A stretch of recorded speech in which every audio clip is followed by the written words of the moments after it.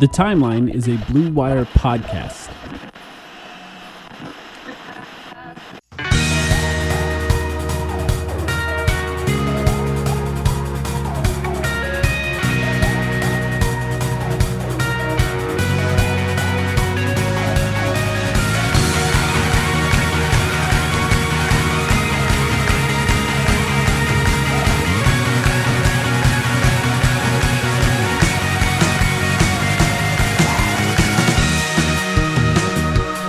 Welcome to the Timeline, a Phoenix Suns podcast. My name is Mike, here with Sam.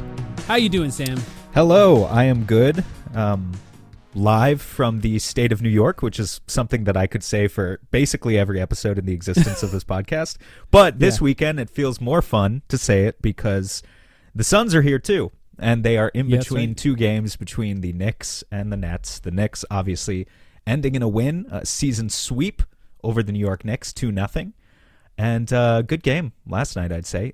One that they really needed, because I think if they had lost 3 games in a row after close losses against the Heat and the Pistons, we would have potentially been going into some doomer territory at that point. Yeah.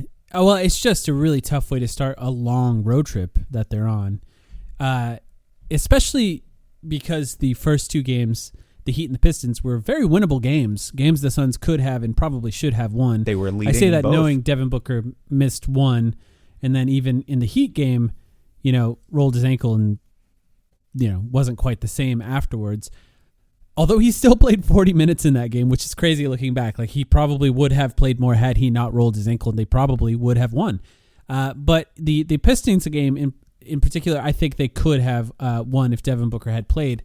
It was nice to see the Suns against the Pistons because the Pistons are really good. I mean, they're, how would you describe them? They're at worst a top 5 team in the NBA this year. Sure. I mean, by record, they're probably top 3.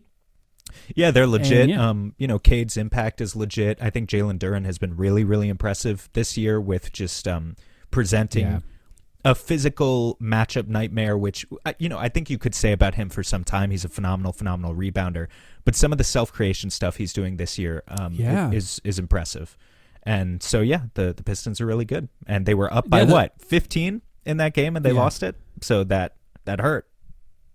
Yes, the ball skills by Duren have been crazy, like legitimately crazy.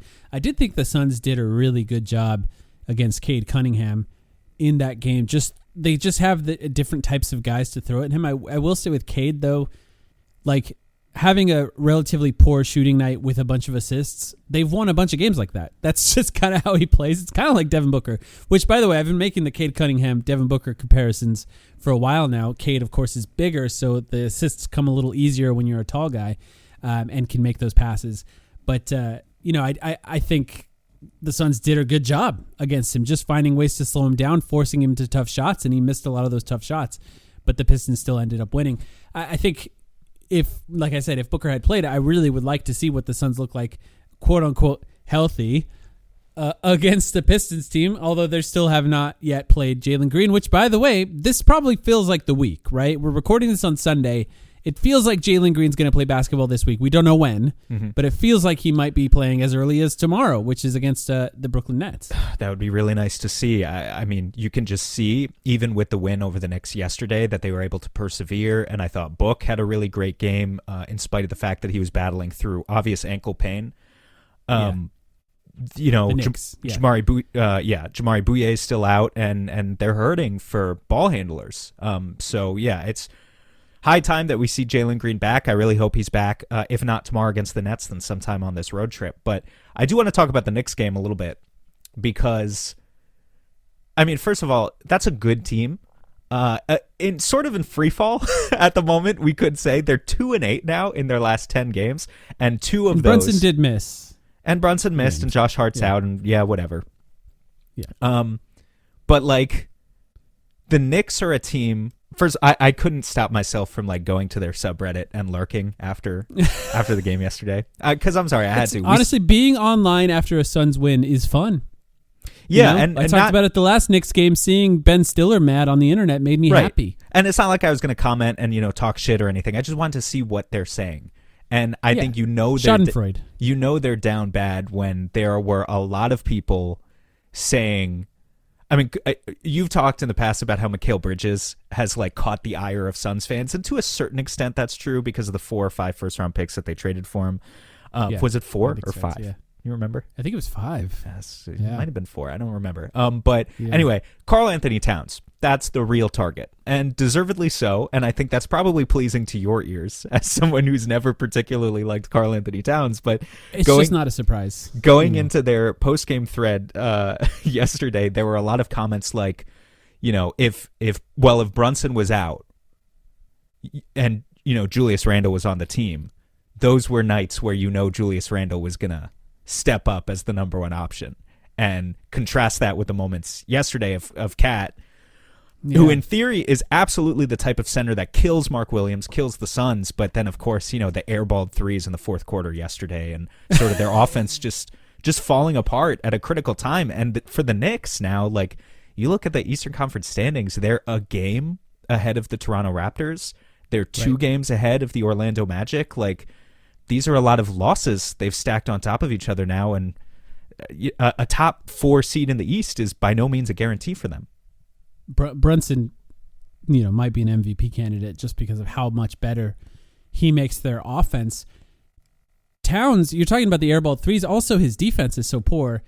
The Suns were targeting him over and over and over again. I was thinking as we were watching the game of when we did the playoff preview for when the Suns played the Timberwolves.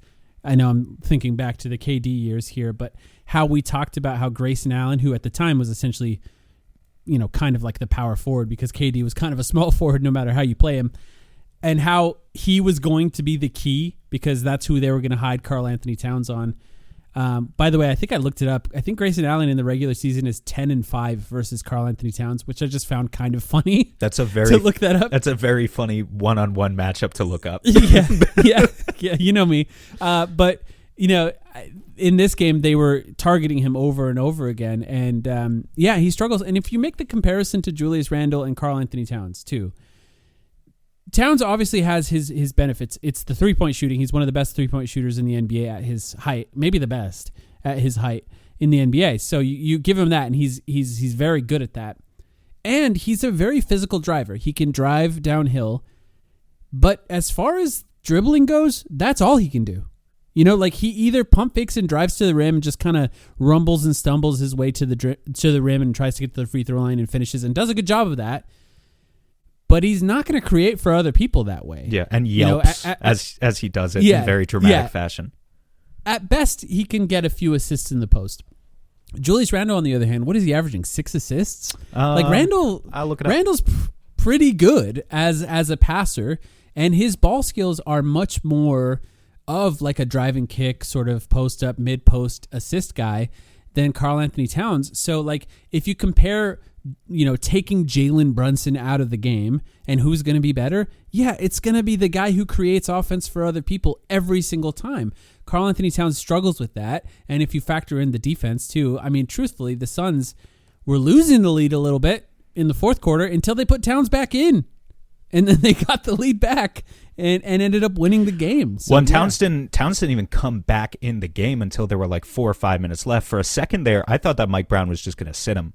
Like, I tweeted out at one point in the game, like, oh my God, Karl Anthony Towns isn't even going to close the game. And then he checked in immediately, so I deleted that tweet. But, like, I really thought that was Mike Brown for a second saying, we are better with this guy off the floor. Which, 5.5 assists per game for Randle. I looked it up too. I just didn't pretty find impressive. a way to interject it. Yeah, I mean, Julius has always been like that. He's also a flawed player, of course, and a far worse 3-point shooter than Karl Anthony Towns. But analytically, the decision to maybe not close games with Towns for the Knicks would make sense. But it's just like, you're paying that guy $50 million, right? That's why Knicks fans are so riled up, because you're paying that guy $50 million. And all this to say that a season sweep over this team is a big deal. And when you can give teams these, like, you play them so hard and so physical that not only do you win the game, but you kind of give them an existential crisis too. That feels good. That feels good, and I'm enjoying the Suns doing that to more teams. I wish they could have done it to Detroit too, because that really was a winnable game. But so be it. You win some, you lose some. Also, just on Mikal Bridges, I do find it a little sad that, like, I just don't know. I just don't fully understand what happened to his offense. Just what he was doing in his last season with the Suns and what he did with Brooklyn.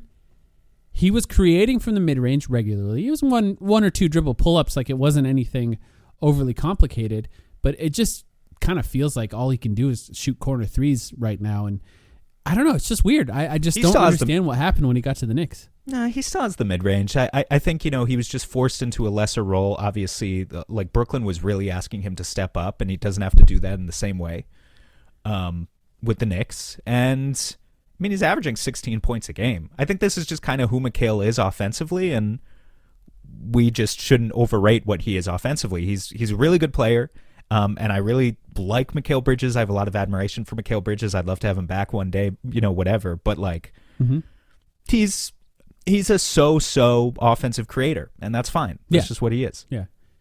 Same with Cam Johnson, who we had a lot of reverence for a long time. Grayson Allen, yesterday in the game against the Knicks, who, by the way, also Grayson Allen took 23s the other night against Detroit. But then yesterday against the Knicks, he was awesome in that game. He passed Cam Johnson for top 10 in franchise history in threes already. He's in the top 10. It's his third season. He launches. Yeah. Yeah. Can we also talk about Jordan Goodwin too? Because I do. Sure. We talk about Jordan Goodwin a lot on our Patreon podcast. For those who are not subscribed there, we talk about hustle players every week. And so Jordan Goodwin is a topic of conversation on that podcast like clockwork. Like it's just scheduled, 25 minutes into that pod, talk about Jordan Goodwin for 5 minutes basically. And I don't feel like we give him enough love here where there are a lot more listeners here. And he was so awesome in that game.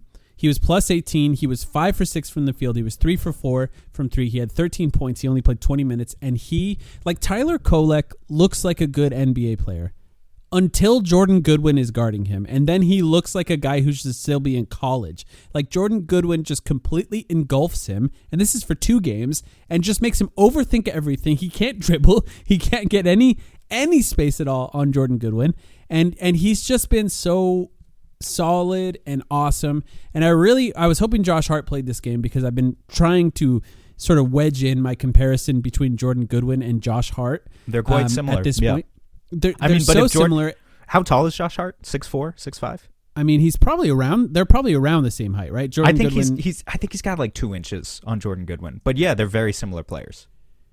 Very similar. Can I ask a really dumb question? 6'5" is what Josh Hart is listed at. I've been afraid to ask this question for like a month, so now I'm going to do it on the main feed.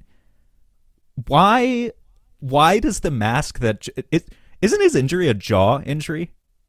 I think at one point a few weeks ago, have you asked yourself this too, or is this just me exposing myself? So at one point I was like, oh, Jordan Goodwin's wearing a mask. He must have like a nose thing. Yeah, or like, but it's a jaw sprain.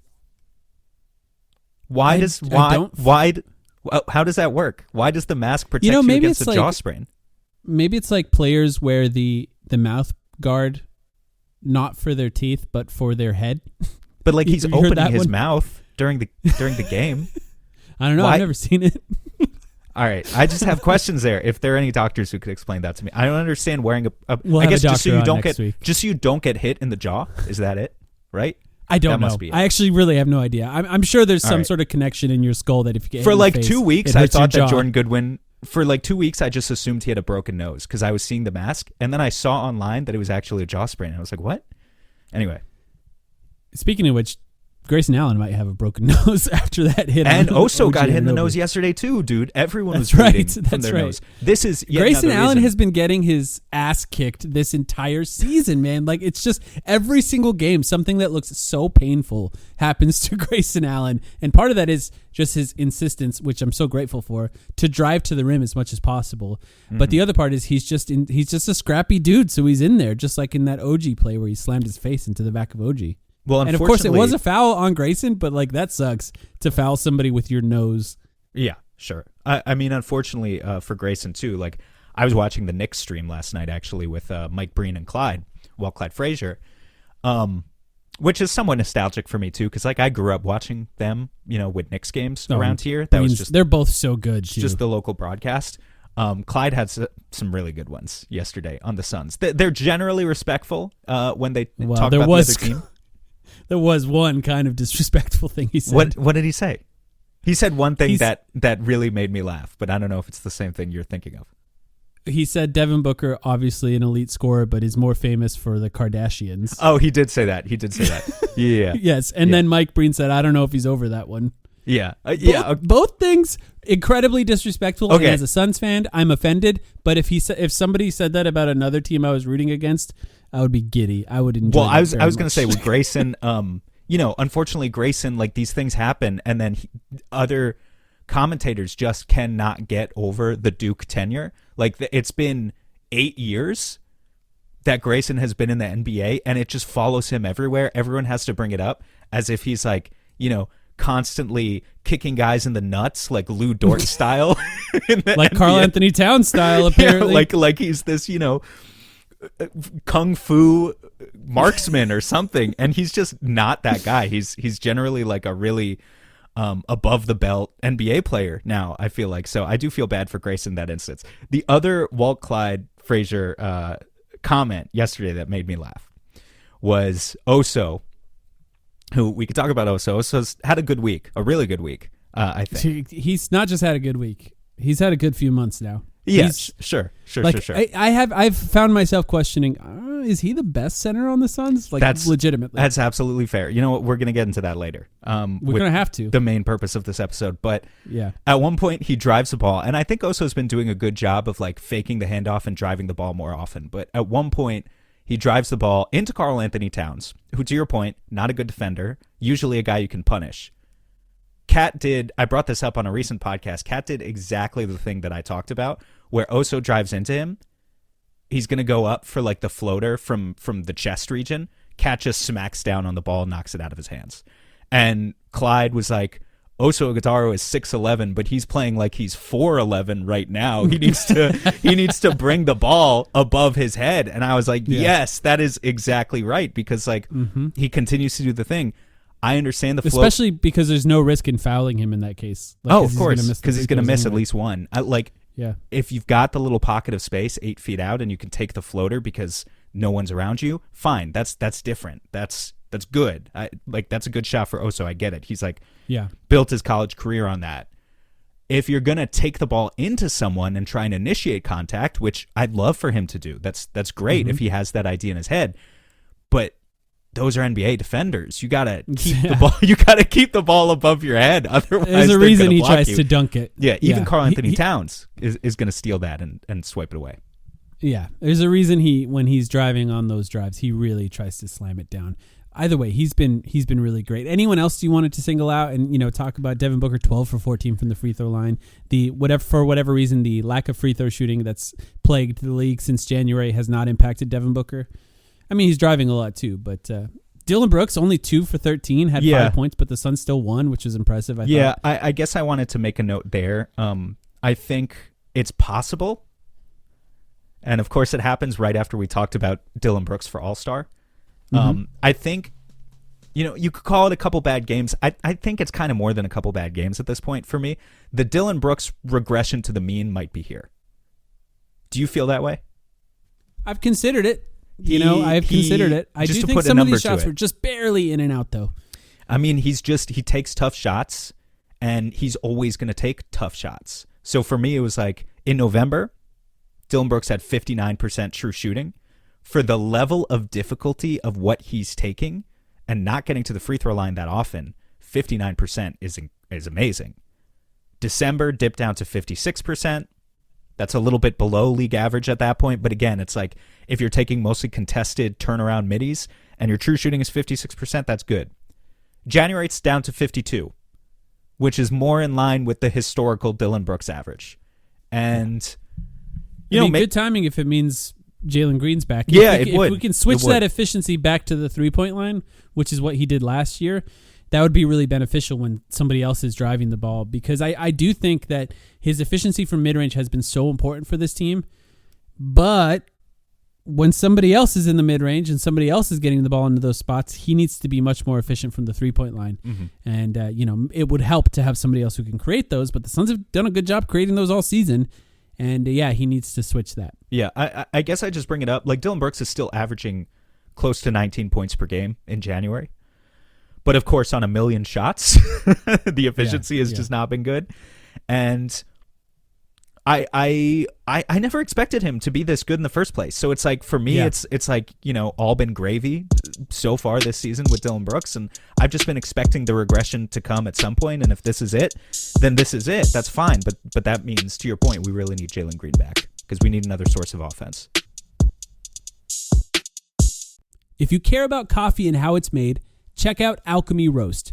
They roast in small batches and source their beans responsibly, focusing on flavor instead of mass production. The result is coffee that's balanced, well-developed, and easy to drink, whether you brew at home every day or just want something better than grocery store coffee. You can order online at alchemyroaster.com, and if you use the promo code TIMELINE at checkout, you'll get 10% off your order. Go now to alchemyroaster.com, my favorite coffee, and use the promo code TIMELINE at checkout. Get 10% off. Support a local Phoenix business and get the best coffee you can buy. Okay, let's talk about it. Every season, for the last 5-6 seasons, we have Kellen Olson on at the beginning of the season, right before the season starts for our season preview. And what we do for that season preview is each of us prepare the biggest questions facing the Phoenix Suns for the season based on how we view the season at the time. And of course, things in sports, especially the NBA with as many games as played in the NBA, changed dramatically. But the Suns have officially passed the halfway point of the season. They played 42 games. So that means that we have the opportunity to revisit these questions and try to figure out how close we are to answering these questions based on what we've seen this NBA season. I went back and I listened to most of, or some of, that podcast, wrote down all the questions that we had because they're all prepared by each one of the three of us. And let's go through each of them one by one and figure out how close we are to answering those questions. You ready? I'm ready. First question we had, this was Kellen. Kellen worded it as, how many dribble guys do the Suns have and how good are they? And this question, of course, for you and I, also sort of folded in the Jalen Green portion of the question, which for me was, will he improve and how will he improve? Because I think it's an important conversation to talk about. And we talked a lot about it in the offseason. You also had essentially a similar Jalen Green question here. Sure. Now, this, when we talked about it on that podcast, was about how will they create offense. And we had a short conversation about what will be better, the defense or the offense this season, which I was sort of saying that maybe the offense will be better. This was under the assumption that Jalen Green would be playing games at the time. And then you and Kellen thought the defense would be better. Did I say that? And okay, awesome. You did. Good to know that I'm this smart one. Well, we'll see. Jalen Green comes back. That's fair. And I think he'll make the offense better and the defense worse. I'm just trolling you. Where are they in defense right now? They are currently, oh my God, they're 5th in defensive rating in the entire NBA, it's as incredible. I checked today. Yeah. Jordan Knott is the coach of the year. It's really, we have a Jordan Knott section of this too, we'll get to soon, but when we talk about how the Suns create offense, we did not have a question on this podcast that was about Colin Gillespie. We were high on Colin Gillespie, you and I. In fact, before the season, we asked to get him on the podcast, and then we eventually did. They didn't give him to us until November, but we did get him on the podcast, and because we were high on him. But if you talk about how the Suns have had the ability to create offense this season, outside of Devin Booker, we knew what Devin Booker would be capable of doing this season and has done overall a pretty good job at it. The two guys I think you have to mention are Colin Gillespie and Grayson Allen. Or I think it was maybe the Portland Trailblazers or Memphis Grizzlies subreddit that said Grayson Allen and his little cousin is how they described getting beat by those two guys. I did not see that, but that's very funny. Honestly, I've been guilty of when both of them are on the floor at the same time. confusing them for each other. Do they have any tattoos? One of those guys needs to get like tatted up or something because like they don't. You know that would have to be Colin. it's just Grayson. I don't know if he is, but in my mind, he's Mormon. You know what I mean? He's not going to get a tattoo. He's definitely not Mormon. I know he's not, but like you know what I mean. Like that's his personality. Definitely, when they're running down the court, sometimes I just like, or one of them needs to like Grayson has get a a buzz cut farmhouse, or a mullet or something, just something to distinguish themselves. Yeah. Grayson has a house with a farmhouse aesthetic. Do you know what I mean? Like that's how I view him. I have no idea where Grayson Allen is from, but he definitely gives like Indiana vibes. He's from Jacksonville, Florida. Florida. That's actually kind of interesting. Jacksonville, Florida might be the new Indiana in 2026. Is he more of a Florida man than we realized? Should we be saying Florida man hits a 3 or something like that when he does stuff? I don't think so. At okay. all. Gillespie. Those two guys have kept the offense afloat this season without Devin Booker on the floor. Yes. Because, it's supposed to be Jalen Green. He just hasn't played. So I think it's funny how this question has evolved from, do they have enough ball handlers, which notably, the answer to this point has been yes. Maybe, yes enough to keep them afloat in the playoff race, which is more than we expected 3 months ago. Now the question has sort of evolved, and the way I've seen it covered maybe from some national outlets already in discussions that the national media are having is you add Jalen Green to this formula that's obviously working, and does he make them better or worse? Which I think he makes them better, but that's a glass half full take, and I understand what the data historically says on Jalen Green, and I understand what the in terms of his on-off data with Houston, and I know that the defense is going to be a challenge and all of that, but there have Houston been games was a 2 lately. seed, Yeah, the on-off data matters because Houston was a 2 seed last year. They were really good when he wasn't on the floor, so making a team that was really good a little bit worse is one thing. They're worse this year without him. I can say that, so far this season by most of the numbers. Obviously Dylan Brooks is off of that team too, but they were still good with him on the floor, I think, which is important to say. They were not a bad team when he was on the floor. Yeah. But just, obviously they have enough ball handlers if Jalen Green is healthy and Devin Booker is healthy. Like, we just know that now. And it's because Colin Gillespie has been so good, and because Grayson has been so good, and because Jamari Bouye, when he played, like, what a find from Brian Gregory. Mm-hmm. Jamari Bouye, for how many minutes has he played this year? Like, I don't know, 200 or 300? But, like, those have been, he's played 280 minutes, but in 280 minutes, you plucked a guy off the street. Not off the street, I don't want to be disrespectful. He's played with a bunch of teams for 10-day contracts, but never to this level of production. Just comes in, 56% from the field, 41% from deep, constant dribble penetration, really good assist to turnover ratio, battles like hell for rebounds and pressures 94 feet, just like the other guys do. Like, that was a hell of a signing. So, yeah, they've been able to survive on this up to this point, but the question is, how much better do they get when you insert Jalen Green into that? Yeah, I think that's an interesting question, and hopefully we get to find out soon. It really seems like he's going to play soon. Maybe you'll get to see him in person, but I do wonder about that because there is a chance it gets a little bit worse at first, especially because there is some version of reintegrating him that has to happen. When he did play the one game he played, of course it looked awesome, but like any player like him is going to look awesome when you just make every shot you shoot. When that doesn't happen, I think it will be about just how good his defense is, because Colin Gillespie has played pretty well defensively. We've seen a little bit of slipping in that. Teams have done a better job of targeting him as of late. I think the Knicks did a pretty good job for a short stretch in that game. The Heat did the best we've seen any team do at that so far all season, and Jalen Green could be that guy that they attack as well. Jalen Green is bigger and he's more athletic. So, how can he counter that will be interesting. How fast is he able to move the defense the way the Suns have done this season, where all of them sort of move in unison and know when to switch and know when to trap? That, I think, will be important to see. I think he's capable of it.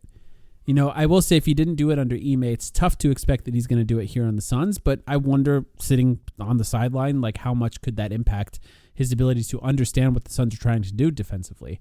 On the other side of that, Jordan Knott is a better offensive coach than Ime Udoka from what we've seen. But from what we've seen, by a mile. So when we're talking about reintegrating him into the Suns and putting him in the best position to succeed, there's a very good possibility that he dramatically improves the Suns' offense. And the Suns' offense has been good so far this season. And for them, if the defense slips a little and the offense goes up, I don't know. Will that have a negative impact on the team? Will it have a positive impact on the team as far as wins and losses? Remains to be seen. Probably dependent on the opponent in that case. Either way, I'm at a point where I'm just very excited to see him play, very excited to see him within the lineup. And yeah, hopefully it happens soon. But just to get back to this questions, how many dribble guys do the Suns have and how good are they? They have one Devin Booker. He's very good. They have another Colin Gillespie. If he's a backup point guard, I would call him one of the best backup point guards at that in the NBA so far this season. He didn't expect that. I want him, selfishly, I've said this before, but I want him to play enough off the bench the rest of the season to be in that six-man race because he absolutely deserves it. He keeps evolving, Colin, game by game. Yeah. Just in the past 2 games, I know we pointed out, at the beginning of the season, we knew that he could hit spot-up threes. We knew he could hit it, in the corner, in the slot, whatever. We were wondering if he could take more pull-up threes. And throughout this season, he's showcased that to the point now where he's hitting step-back threes, in and out dribble, into a step-back, some crazy shit. In addition to that, though, if you look at Colin in the past few games, and I understand he hasn't had any of those 20, 25-point games in maybe a couple weeks, but past few games, there have been a few instances of Colin dribbling into a defense, getting a guy in a hostage dribble situation, going to the baseline, either the right side or the left side. He could do it from both sides of the basket, and then going into a one-legged fade. Who does it look like? From the mid-range. I mean, it's Nash-esque. Absolutely. Yeah. It looks like Nash. Absolutely. And he's not Nash. I know. And that, who do you think? It's a move Nash does. But we've seen the videos of Steve working with him in practice, right? Yeah. Because Steve is what's his official advisor? Consultant. Something advisor. He works for Deloitte. Actually, is Steve. It just means that he doesn't have to be there in an official coaching capacity every day, but sometimes he comes to the practice facility, and obviously Colin is a guy who you want Steve Nash working with, and I think you've already seen it pay off in a positive way. You're watching Colin now, and I think the one thing not in his game is he's not grifting his way to the line for 5 or 6 free throws. He probably doesn't have to, but he has. Recently, he has felt to me like a true 3-level scorer in a way that's really exciting. So I don't care if Colin has a bad shooting night or 2 from 3. That's a guy where I think you just bet on his work ethic, and you have to bring him back this summer by any means necessary. I mean, if someone else is going to throw $25 million a year at him, then you can't match that offer. But otherwise, he needs to be back. I don't think he will. I think he'll get good backup point guard money. I think 4 year, whatever it is, 4 years, 67, the 14 or 15 million a year offer, the max that you can offer him, is just give him that money and hope he says yes. This next question was yours, and it's been a bit of a roller coaster, I'd say, so far this season, as far as what the answer to this question would be. And it was, is the Suns' center rotation kind of good? Now, of course, you framed this. Do you in remember a way what that you was said? I said that Bill Simmons do, I believe. I said I need to see it first. Yeah, I just really went did. Full. I need to see it first. I think I even said it on the podcast that I'm going to Bill Simmons you, because I just didn't know. I had to see with Mark Williams. It's really tough, to know.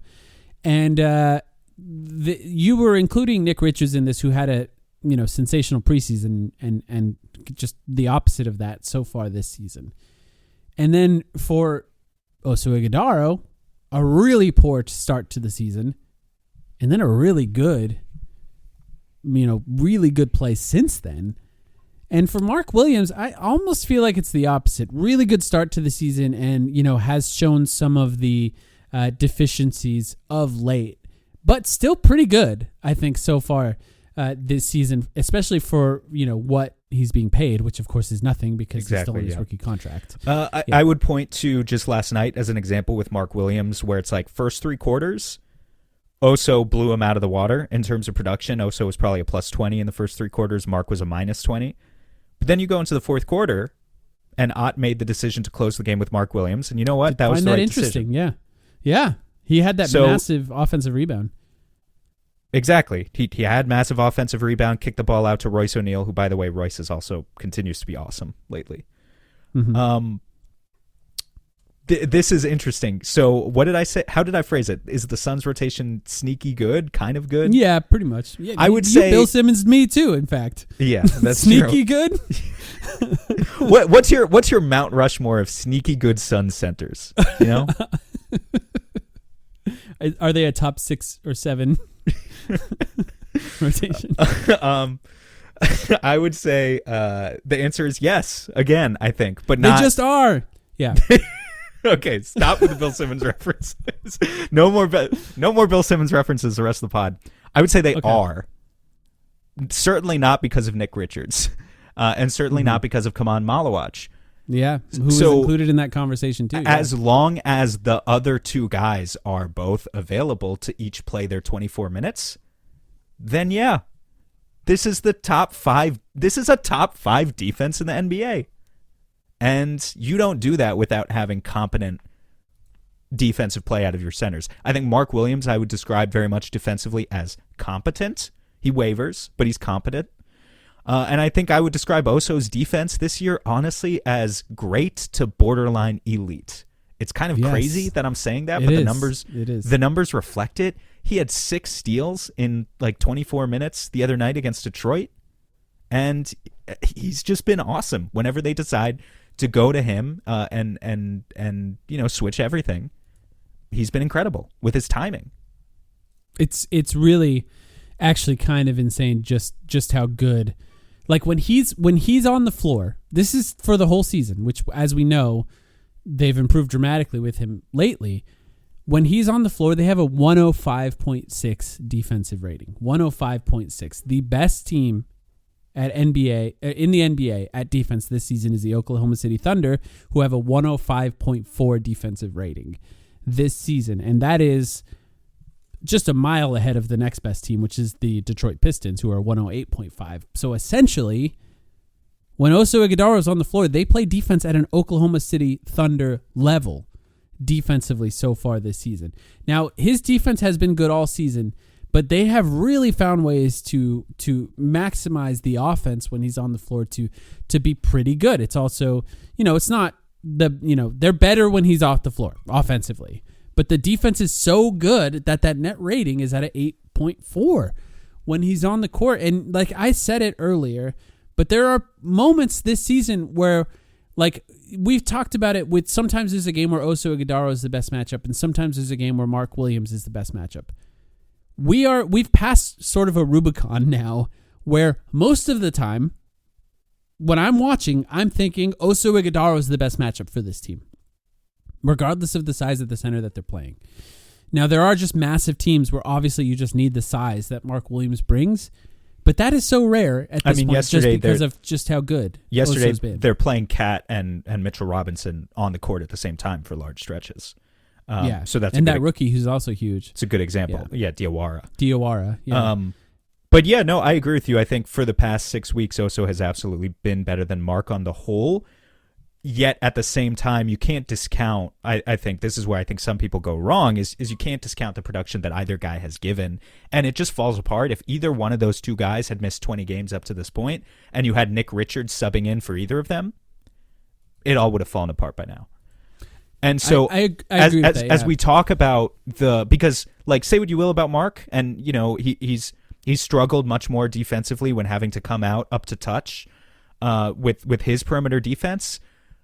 I still think there's a world of difference between him and Nick Richards defensively. Oh, 100%. It's not even close. But on the conversation of Mark Williams, though, he's a free agent. Yeah. At the end of the season, so I think you could just say Oso Ighodaro is not a starting center no matter what you do. And I think there's a case to be made that that's true. So, because he's not big enough. And yeah, I understand that. He's kind of Draymond, right? And Draymond is a center at times and he's a power forward at times. But Draymond occasionally shoots threes, which is the big difference. And can't shoot 15-foot. Doesn't shoot 45% from the free throw line either. Remember, we were complimenting Oso a few weeks ago because he made like 4 or 5 free throws in a row.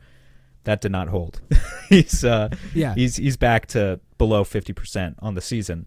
And this is why the question of whether or not Mark Williams is a starting center is kind of an interesting one. And if he is, how much does he get paid to do that? Because as of right now, he's not playing like a center who makes a ton of money. No, you have to, like, if Mark wants to ultimately be a starting center who makes, like, I don't even know what a comparable, like a Jared Allen type. How much does Jared Allen make? Like 20 something?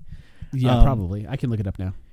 But like someone who's consistently there, isn't looked at as one of the elite centers in the NBA, but like is consistently there, is bringing a real physical presence that you have to game plan for. Mark needs to play $30 million, by the way. Oh my God. Yeah. Oh my God. That's just how much good players make now. Yeah, but Jared Allen's a much better defender. So, maybe in the past. I don't even know anymore. I don't watch him enough. How many minutes does he play this year? Yeah, that's a good question. 26.6. Because this is the point I was about to make. When Jared Allen signed that extension a couple years ago, he was playing 32 minutes a game for the Cavs. Yeah. Now he's down to 26. And Mark Williams is at, 24, 25? Like, I think if you really want to be looked at as a real starting center, you need to be playing closer to 28 to 30 minutes a game. And with Mark, maybe it's because of its health, just being cautious with his health. Maybe it's because of his play. I absolutely understand wanting to prioritize keeping him on the floor as much as possible. And so if that means playing him 24 minutes instead of 30, I'm totally cool with that. That also just means your salary is going to reflect a player who plays 24 minutes a game and not 30.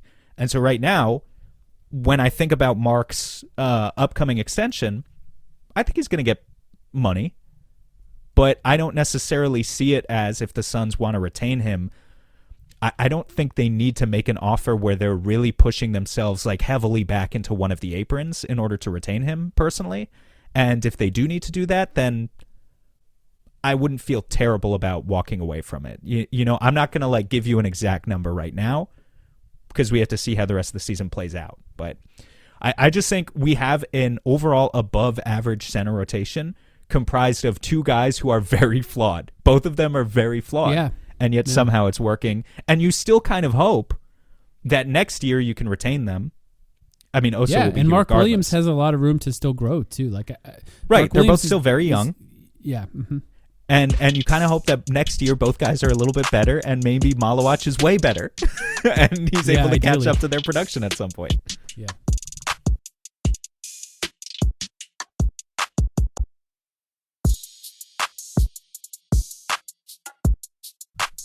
Next question. This was mine. How good will Ryan Dunn be, and how much will he improve? So this conversation was directly related to what we assumed the Suns' goals would be this season, which is, of course, player development, trying to get these guys to be good and better and improve. I presented this as, we want his offense to improve, obviously, but we really need to see the ceiling of what his defense could be this season, for me personally, to truly believe in what he can be as an NBA player. And I think, Ryan Dunn's had a couple of injuries, I think, which slowed him down a little bit this season. He had a really great game last night, I thought, against the Knicks. He just looked really, really good, had some really good plays, made a couple of threes, really insane rebound that he caught, like that was like halfway up the backboard when he caught it. Just an insane rebound, and has a couple really good offensive rebound putback dunks so far this season. But the offense hasn't improved basically at all, right? I don't know. I'm looking at the stats right now. Technically, the percentages are better. That's good. Not by much. They're literally the field goal and 3-point percentages are each better by a couple percent. And free throws are up from 49 last year to 69 this year, which is significant. That's but a of lot course, better. Yeah. He doesn't get to the free throw line much in which either is, season. Expected. He doesn't. So that's a small sample size. So I don't really know what to make of it so far. Is the only reason I bring that up. I think that's good to see. I think the speed of his release on the 3-point shot is clearly something he has worked on and has improved. That doesn't mean that it's consistent. Okay. Yeah, it is one of those shots that looks good. Yeah, exactly. Like I don't watch him going he can't shoot. I watch it going he can shoot. He'll be able to figure it out. I would compare him to some other guys on the team. Like even though Jordan Goodwin shoots a higher 3-point percentage than Dunn, there have been makes for Ryan this year where he is sprinting to a corner and shooting like off balance and makes a 3 in a way that like, yeah, he shoots 31%. So you're still surprised when it goes in, but it's like, I don't think Jordan Goodwin could do that. And so I think we're in a holding pattern with Ryan, and it's absolutely understandable to be a little bit frustrated with, maybe the speed of progression. But I do think if you look closely, you can see the evidence of it so far in year 2. What do you think? I think his defense has improved, which was the more important part for me. I think he actually, you think back to last season, and admittedly, you and I might be the only 2 people in the world that watched every game last season. It was such a slog. Don't discount a lot of our Discord members who tortured themselves in the in-game channel. There were some of them. That's true, and the other Suns, podcasters and people who cover the team. But there's just everyone quit watching the team, and I think that was fair. But what you think back to last season, which was his first season, obviously, I think the thing that really bugged me was how often he just got screened really easily. And I just watched him going, this guy, I watched his college tape. He should be much better at dodging screens. He should be much better as a chaser in the scenarios where he is a chaser. I also think he fouled a lot last season, and that was, sometimes that just happens to rookies. So like I wasn't going to get too mad. Fouls the same amount this year by the stats. By the stats, he fouls the same amount. Maybe in less critical moments, though. I don't feel like it's as bad, just from like an overall vibes perspective. The Suns foul a lot in general, though, I will say. Like, they just are a team that fouls a lot because they're overly aggressive defensively. But I think he's more physical this season with his play, and that could be as a result of the refs allowing that a little bit. Maybe that's why I don't feel like he fouls as much, because he's more physical already, so sometimes he's getting away with it a little bit more than he was last year. Whereas last year, any sort of touch would be a foul. He said it, by the way, on the Young Man in the 3 podcast, that the refs think he's a hack and they call fouls on him all the time. And that's one of the challenges he's trying to navigate this season. But he's also not getting screened as easily. I do think he has done a good job of effect there, by the way, with the refs. Like if they see a guy who they know sucks on offense, but he's an NBA player, I think there's something where the neurons are firing and they're like, well, he must be a hack on defense, right? Like, because why else would he be here? I think is part of it. Like the Josh Okogie effect too. Yeah. Yeah. So I do think he has improved in a way that is kind of exciting for me, where I could see the defense coming together. I think that if you were to poll Suns fans, I think overall they would have anticipated he would be better this year than he has been. Do you agree with that? Yes. And I think certainly defensively too, I think some Suns fans are frustrated with Ryan because, I mean, you remember our interview with Richie was saying that he was the best defensive prospect he had scouted in 10 years when he came on to talk about Ryan on our podcast. That's Richard Stamen, a.k.a. Mavs Draft, who is an NBA scout now. Yeah, and I think maybe that led, not just what Richie said, but like, what people were saying in general, the word on the street about Ryan. Like some of us were led to believe that he was so good defensively coming out of Virginia that he could be the system defensively. And now that we're a couple years in, I mean, I think also like that's just kind of a naive perspective probably to have in the modern NBA, where there's so much spacing and there's so much switching. And I think bigs are really, really important. Point of attack defenders are important too, but the idea that any one guy could just step in and like anchor your defense on the perimeter probably doesn't make a lot of sense. And certainly Ryan's not so good that he can do that.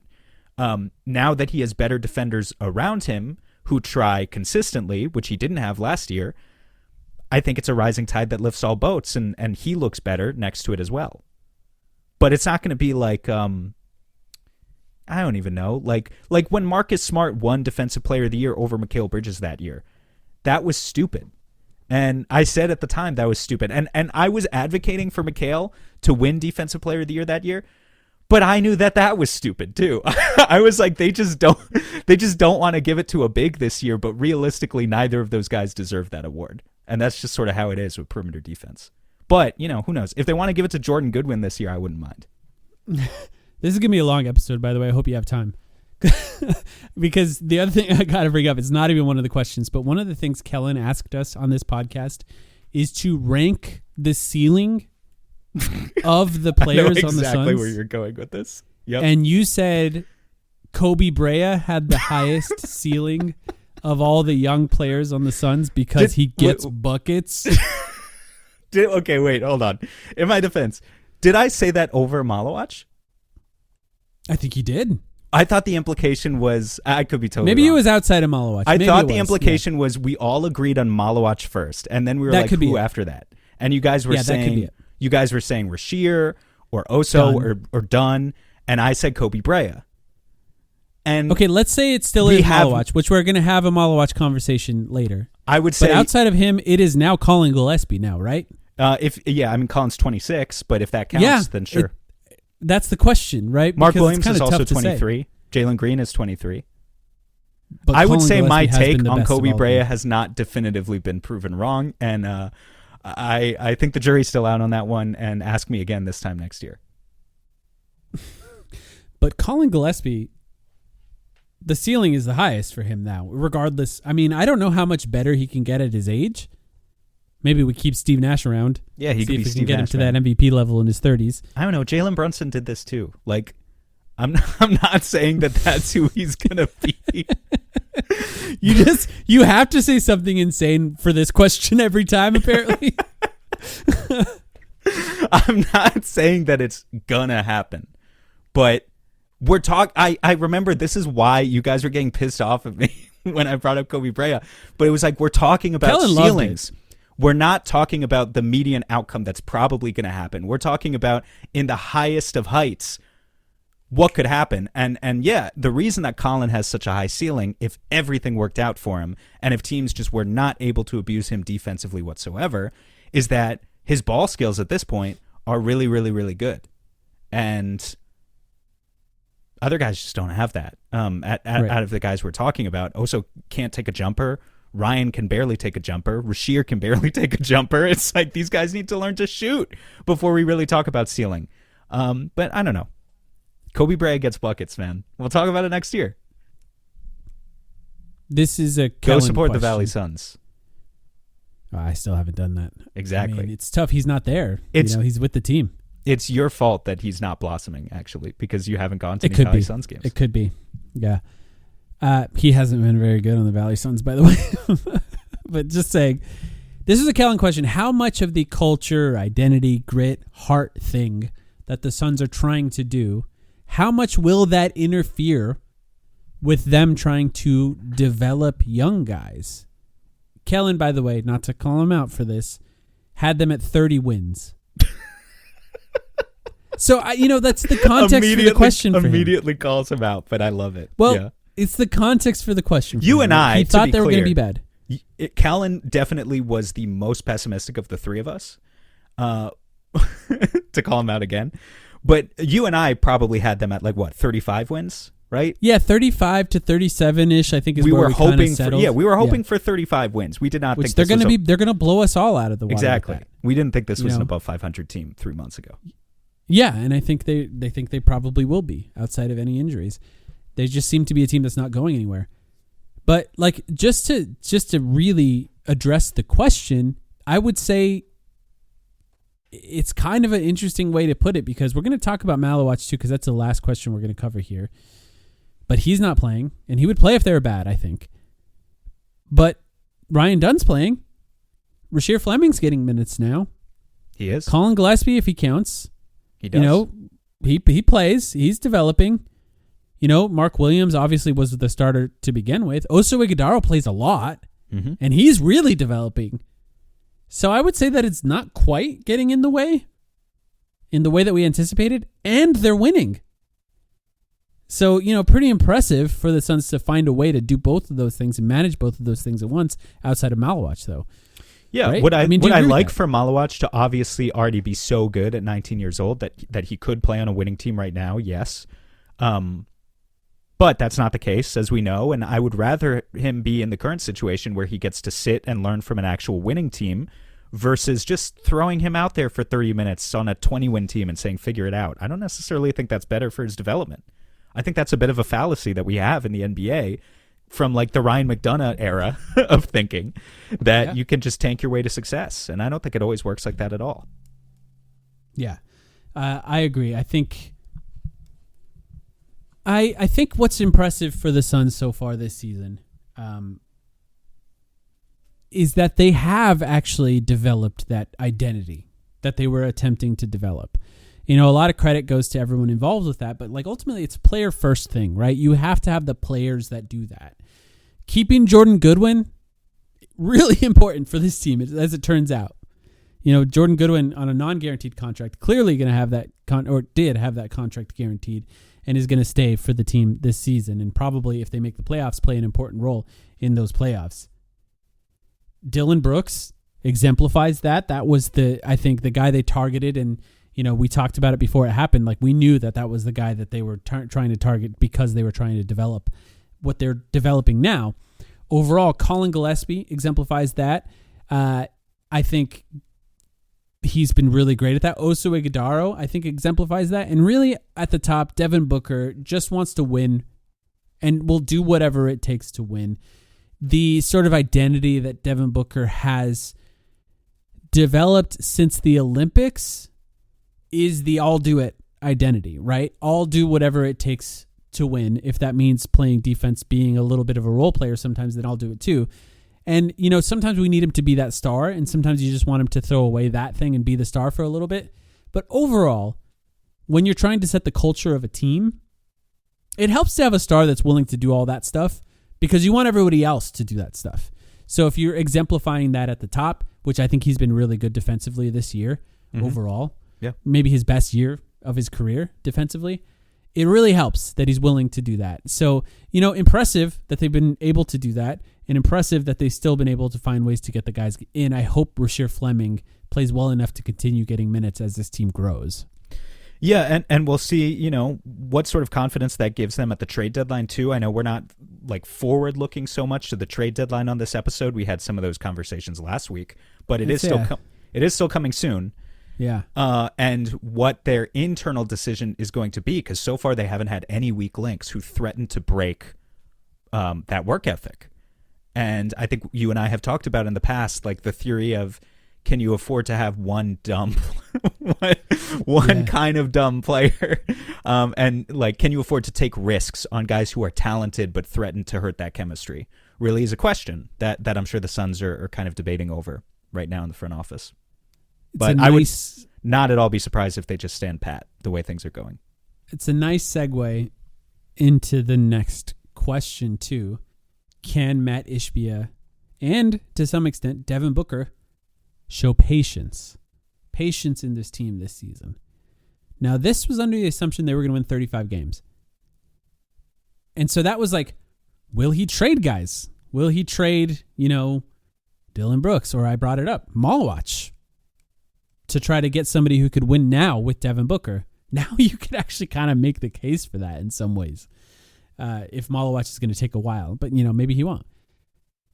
And for Devin Booker, it was about, is Devin Booker willing to be kind of bad for a year on a team that sucks for a year and not like want to leave this team as soon as he possibly can?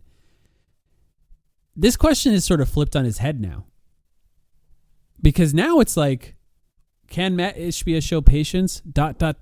And should he? Should they try to win now? Mm-hmm. Like, should they make a move to try to find something now? This is what we largely talked about, the prospect of trading Malawach last week.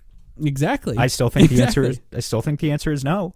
I think so too. The guys that are available are not the kind of guys you want. Yeah. Yeah, just not good enough to put you over the edge. And I think with Book, he's probably just content playing winning basketball right now and having fun. And clearly there's great chemistry in the locker room, and he knows he's the guy in Phoenix, and he knows everybody loves him, and hope that that's enough. but I don't know how he's thinking. Maybe he does want a second superstar. Maybe he wants to go trade for Karl Anthony Towns. I don't think so. I don't think so either. Julius Randle, maybe. I actually think Julius Randle would be a great fit on this team as like a secondary creator, a guy who could run the offense through when Devin Booker's off the floor. You know, I don't know if you can find a way to do that with Jalen Green or whatever, but like you can't. But, you know, just saying if Julius Randle is ever available again, I could see that being somebody who could fit. You know, Jaren Jackson Jr., I don't think we talked about him on our last episode, did we?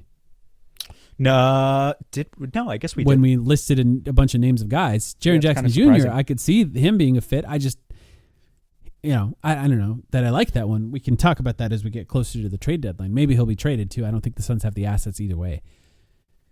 But I do think Devin Booker, we're not at risk of Devin Booker asking out, which, you know, there was a chance that could happen this season. I don't think it was going to happen based on everything Devin Booker has said.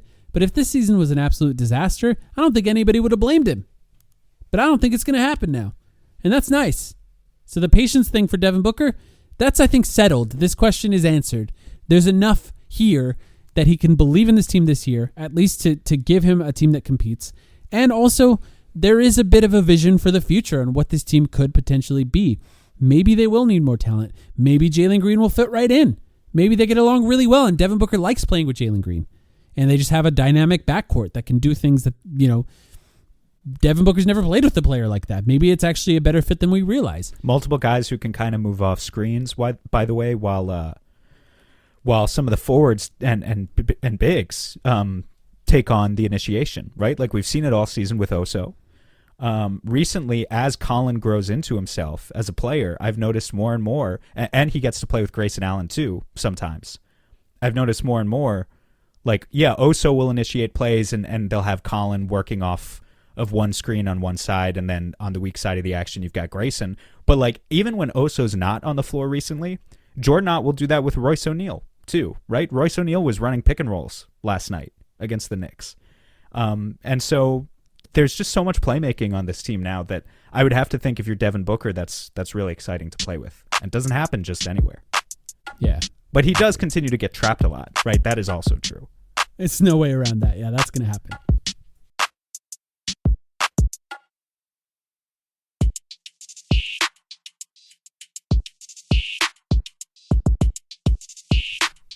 All right, next question. It's a good one. This is how I worded it. Is Jordan Ott everything they said he was? Now, this is, I think, a nice time to think about what that meant at the time. Because they were describing him as a savant. They were saying he was this offensive genius. They were saying he's a forward thinker, thinks about this season, but also thinks about what the NBA will be 2 seasons from now. And, you know, like, for us on this podcast, we covered a new coach for the previous 2 seasons before that. There was the 4th coach in 4 years, you know, for the Suns. So, like, they're telling us this guy won a championship with Vogel. They're telling us this guy won a championship with Budenholzer. And then they're telling us with Jordan Ott, this guy's a genius. You know, he's the next big thing for the NBA, sort of. And I think it was easy for us to go, I hope so, but I don't know. Like, we've been sold, you know, a bad bill of goods in the past, and we want to see this one actually work. And, like, as far as grading Jordan Ott, A++. There's just not much more you can ask from an NBA coach than what Jordan Ott has done for the Suns this season, right? Yeah. I mean, I understand us meeting it with skepticism because of exactly what you said. It being the 3rd coach in 3 years, and a little bit about the process too, and some of the other names that were elevated as part of that process. But Ott has been absolutely fantastic. His demeanor is fantastic. The buy-in he's gotten from the players, his knowledge of the X's and O's, it's just all been great. His this is, you know, kind of dumb guy on the couch analysis here. But I like when he calls timeouts. yeah. That and, like and I think a team's about to go on a run and he calls a timeout like 1 bucket early. Mm-hmm. Like he doesn't let them get that extra bucket that like Budenholzer would sit there with his, you know, sitting on his hands just watching a team destroy the Suns and then call a timeout 3 plays too late. Monty Williams used to do that too. Occasionally, Monty Williams would do that as well. Frank Vogel, I don't think was as bad, but Jordan Ott, I feel like calls that timeout one play early. Like he'll call a timeout in a minute and a half into a quarter if things are going badly and figure out a way to change it. Often comes back with the same lineup, but some little tweaks to try to affect the game. And, you'll see the Suns get back into these games regularly where they go down in the first half and they come back in the third quarter. They climb their way back into the game. Those are due to coaching changes. Those are due to the things that they change in the game plan to adjust to what the other team is doing. And if you're factoring in those little timeouts that happen at times, I do think he has done overall just an excellent job. I've talked about it time and time again with Frank Vogel and Mike Budenholzer. And the reason I didn't like either of those guys, and the reason I absolutely, by the end of Mike Budenholzer, despised what he was doing, is because the one thing you can say with NBA coaches, as far as whether or not a team is good, regardless of the outcome of the game, regardless of the outcome of each individual shot, because sometimes teams just make shots, are they prepared? Are these guys prepared before the beginning of the game? And then you watch it happen in the game. Do they know where they're supposed to be? Do they know what the game plan is? Do they know how to defend guys? Do they know who to attack offensively? And sometimes a team will still get beat when they're prepared. I think Monty Williams had them prepared just about every game. Now, maybe that was a Chris Paul thing, looking back on it, but they were prepared every game. Frank Vogel, they were not. Mike Budenholzer was worse. Jordan Ott, they're prepared. They look ready every game. They look like they understand the game plan. They look like they understand the goal. And, if you're just grading a coach, it's half a season, right? Things could change throughout the season. And sometimes coaches are really good, but they wear on players. I hope that's not the case with Jordan Ott. He doesn't seem like a guy who has a personality that's going to wear on players over time. But I really hope, just based on the half season we've seen, he's a guy we can have with the Suns for 10 years. I don't see how he could be wearing on the players so far. They're winning. He's let Dylan Brooks commit 14 technical fouls in 40 games or something, right? So it was 15. Yeah. They deducted one. Thank God. A couple have been rescinded. Maybe it's even 13 now. I don't actually know. But to go back to a point you were making a minute ago, I mean, he really just takes every possession seriously in a way that Mike Budenholzer didn't. It is also dumb guy analysis to talk about rotations because inevitably any coach is going to make some rotational decisions that you disagree with. There are 1,000 rotations that get played in any given season. You're going to disagree at some point. So it's very much like just a question of like, do they mostly do the right thing or do they mostly do the wrong thing? But Ott often has like 5 shooters out there for just a single possession at the end of a quarter because he really wants to get a 3 off. And he's just making smart decisions like that optimize their chances of scoring, maybe for only one possession. But their entire defense is built around this idea of we need to take every possession seriously. We need to have as many possessions, a surplus over the other team as possible in order to win because we just don't have the talent to win otherwise. So he's absolutely the right man for the job. Yes, I think the biggest test for him will be Malawach and developing young guys, which we'll talk about in a second. You had another question after this one.